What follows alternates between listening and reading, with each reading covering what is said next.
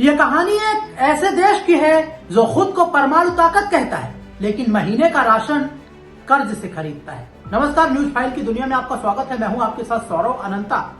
ये कहानी एक ऐसी सरकार की है जो बजट संसद में नहीं बल्कि IMF के ऑफिस में बनाती है। और ये कहानी किसकी है अब तक तो आप समझ ही गए होंगे। ये कहानी उसी कटोरा लेकर भीख मांगने वाले मुल्क पाकिस्तान की है, जहां हर आर्थिक संकट का इलाज एक ही है, कटोरा और वॉशिंगटन की टिकट। हम कई ममालिक में गए और उनसे कहा कि आप इतने बिलियन डॉलर दे दें, आप इतने बिलियन डॉलर दे दें। पाकिस्तान में हर साल क्या होता है? डॉलर गायब, रुपये में गिरावट और पेट्रोल महंगा, आटा के लिए लाइनें लगती हैं। भूखमरी चरम सीमा पर है। इन सब के बावजूद भी पाकिस्तान अपनी हरकतों से बाज नहीं आता।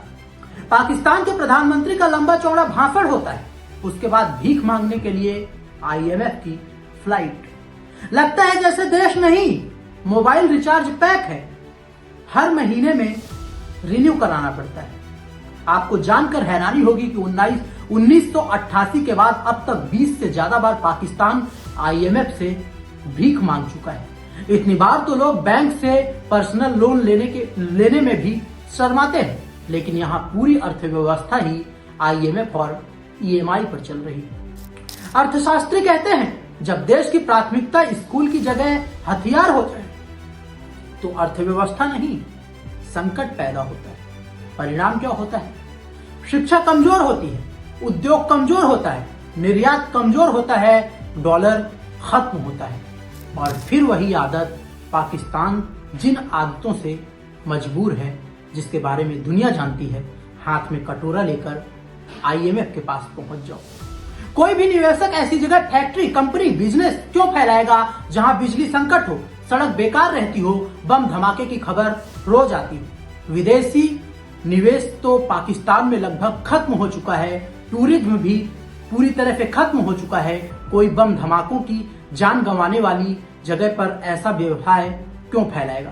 दुनिया का सीधा नियम है, जहां स्थिरता होगी वहां निवेश नहीं, सिर्फ नजरअंदाजगी होगी। IMF पैसा देता है लेकिन साथ में रिमोट कंट्रोल भी देता है।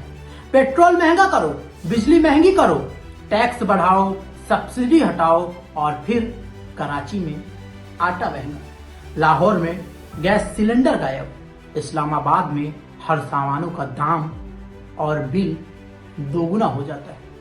मतलब पाकिस्तान अपने आतंक के लिए इतना गिर चुका है कि सरकार कर्ज लेती रहती है और बेचारी पाकिस्तान की जनता किस्त भरती रहती है। इसमें आखिर जनता का क्या दोष है?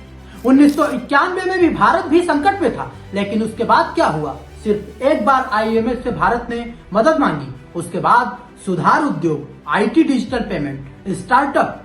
आज दुनिया की टॉप अर्थव्यवस्थाओं में भारत विदेशी निवेश आकर्षण, मजबूत विदेशी मुद्रा भंडार, यानी फर्क सिर्फ एक था, नीति और प्राथमिकता। पाकिस्तान क्यों आतंक को पनाह देता है? वो भी तो ऐसा कर सकता है। वैश्विक रेटिंग एजेंसियां पाकिस्तान को हाई रिस्क इकोनॉमी मानती हैं। मतलब पैसा लगाने से पहले निवेशक सोचते नहीं बल्कि डरते भी। कारण राजनीतिक अस्थिरता, आर्थिक अस्थिरता, नीति की निरंतरता का अभाव। परमाणु ताकत होना ताकत नहीं है, आर्थिक ताकत होना असली ताकत है। लेकिन पाकिस्तान को कौन समझाए? जब ये बात पाकिस्तान को समझ में आए तब तो। जब कोई देश उत्पादन से नहीं कर्ज से चलता है तो नीतियां उसकी नहीं रहती, उसे शर्तों में बंधना पड़ता है। लेकिन इन सब में जनता की क्या गलती है? उन्हें महंगाई का बोझ क्यों उठाना पड़ता है? पाकिस्तान आज भी IMF के दरवाजे पर खड़ा रहता है और दुनिया के बाकी देश तेजी से आगे बढ़ चुके हैं। सबक साफ है, आर्थिक आत्मनिर्भरता से सम्मान मिलता है, कर्ज से सिर्फ राहत मिलती है बल्कि प्रतिष्ठा नहीं। कोई किसी से मांगने जाता है तो अपनी इज्जत नफ्स के ऊपर वो उसकी कीमत उसको चुकानी पड़ती है, कॉम्प्रोमाइज करना पड़ता है। अगर आपको इस तरह की वीडियोज अच्छी लगती हैं तो आप न्यूज फाइल को सब्सक्राइब करें, और अगर आपको मेरा वीडियो अच्छा लगता है तो आप लाइक, सब्सक्राइब के साथ कमेंट्स भी करें। नमस्कार।